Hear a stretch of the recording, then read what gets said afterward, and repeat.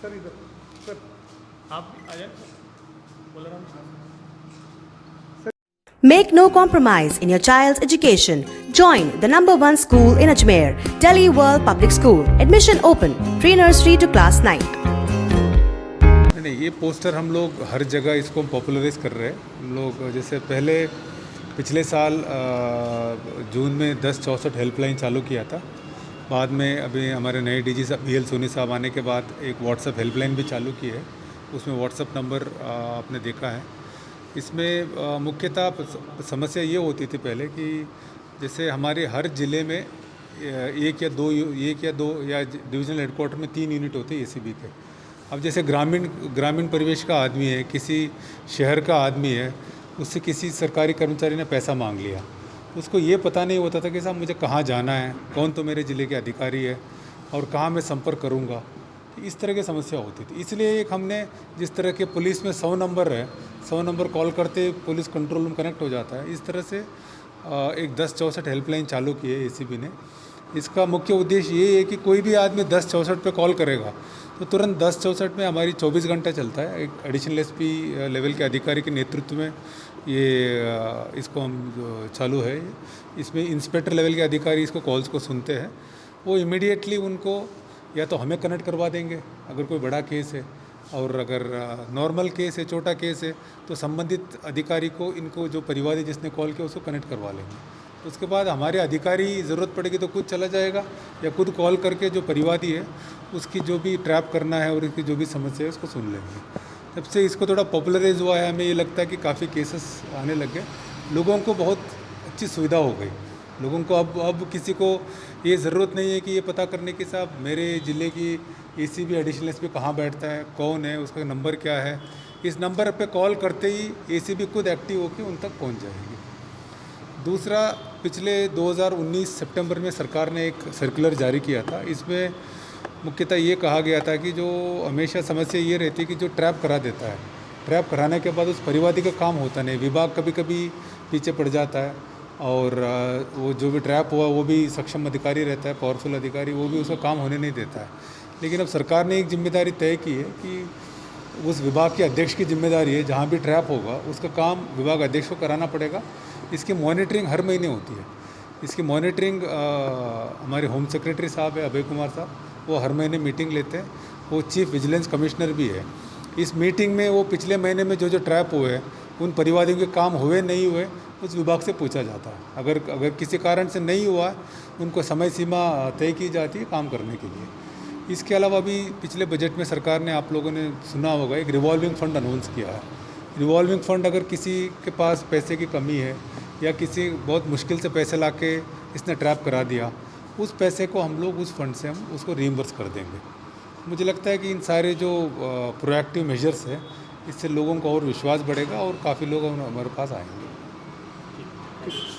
हाँ, आप पूछो, मैं बताऊंगा। आप पूछने आए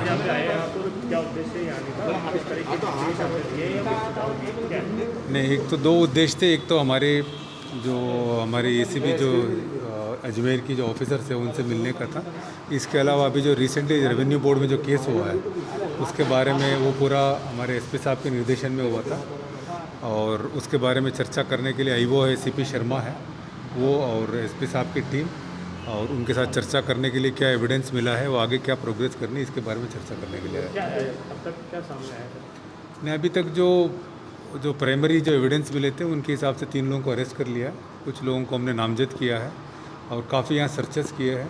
सर्च में जो डॉक्यूमेंट्स मिले हैं और कुछ डायरिया मिली है, कुछ पर्चियाँ मिली है, प्लस हमारे इसके अलावा भी व्हाट्सएप चैट्स है और हमारे पास और भी काफ़ी कंप्लेंट्स भी आ रहे हैं जहाँ लोग कह रहे हैं कि हमसे भी पैसा मांगा था। तो इस तरह से सारे जो एविडेंसेस हमारे पास आए हैं उनके ऊपर हम इन्वेस्टिगेशन करेंगे। उसमें जिन जिन का जैसे जैसे रोल आएगा उसके हिसाब से कार्रवाई करेंगे। चेयरमैन की क्या भूमिका तक सामने? अभी तक हम आगे इन्वेस्टिगेशन में आएगा, ठीक है। अभी उनकी वहाँ भी सर्च की थी हमने, ठीक है। और कोई भी अगर ऑर्डर में अनोमली हो, प्रोसीजर अगर गलत किया हो, अगर पैसे लेन देन की अगर इन्वेस्टिगेशन में एविडेंस मिलेगा तो उस हिसाब से कार्रवाई होगी। सर, दलाल की और जो सदस्यों की बातचीत रिकॉर्ड हुई थी उनमें भी कहीं ना कहीं चेयरमैन का नाम भी आया था, तो उसको लेकर के कुछ नहीं, किसी के उनके नाम लेने से केस बनेगा नहीं। केस बनाने के लिए हमारे पास कोरोबरेटिव एविडेंस होनी चाहिए। सिर्फ कोई किसी का नाम ले ले उस बेसिस पे हम किसी को अरेस्ट नहीं कर सकते। सर और भी कोई सदस्यों की मिली भगत होगी जिसमें कि मतलब बहुत सारे सदस्य और भी हैं? नहीं, अभी कुछ कॉल्स में कुछ नाम आए हैं, लेकिन उसको कोरोबरेटिव एविडेंस जैसे मिलेगा उसके हिसाब में कार्रवाई होगी। सर जो सीज किए हैं कमरे, उनमें से अभी भी कोई कमरे हैं जो खुले नहीं हैं? नहीं, अभी तीन जगह सर्च करना बाकी है। एक तो इनकी जो एडवोकेट है उनके ऑफिस है, प्लस जो 2 सदस्य जो अरेस्ट हुए हैं उनके घर, यहाँ के अजमेर के घर, प्लस उनके ऑफिस, वो करना बाकी है। वो अभी हमारे जो चीफ आईओ है वो आके करेंगे। इनकी एक स्पेशल टीम बनाई है हमने, जयपुर के एक एडिशनल एसपी सीपी शर्मा है उनके नेतृत्व में।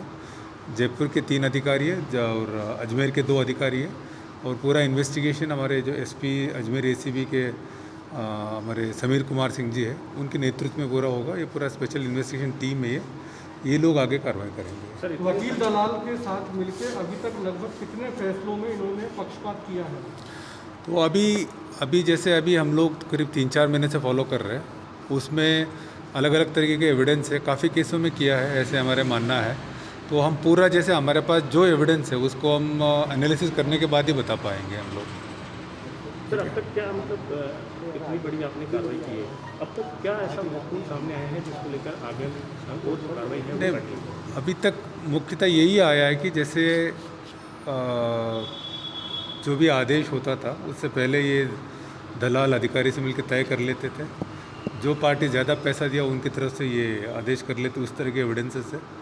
और अलग अलग जैसे स्टे के लिए अलग पैसा है, आदेश के लिए अलग पैसा है, इस तरह के एविडेंसेस हमारे पास आए हैं।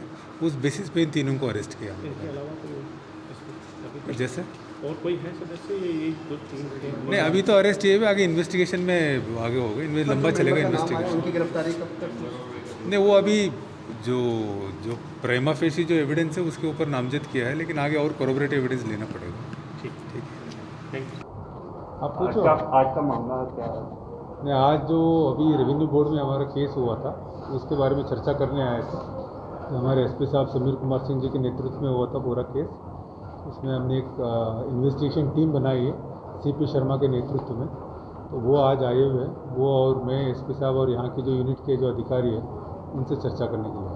सर किस तरह से टोल फ्री नंबर पे रहेगा, जिनकी पहले कार्रवाइयाँ हुई है उनकी कुछ जानते? ये टोल फ्री नंबर 1064 है, उसमें कोई भी सीधा कॉल कर सकता है। सीधा कॉल करते ही हमारा हेडक्वार्टर एसीबी हेडक्वार्टर जयपुर में लगेगा नंबर। वहाँ हमारे अधिकारी 24 घंटे सुनते रहते हैं। जो भी कॉल करेगा रिश्वत मांग के संबंधित, उनको हमारे अधिकारी गाइड करेंगे किससे मिलना है, किससे बात करना है, और उससे इसको काफ़ी सुविधा होगी।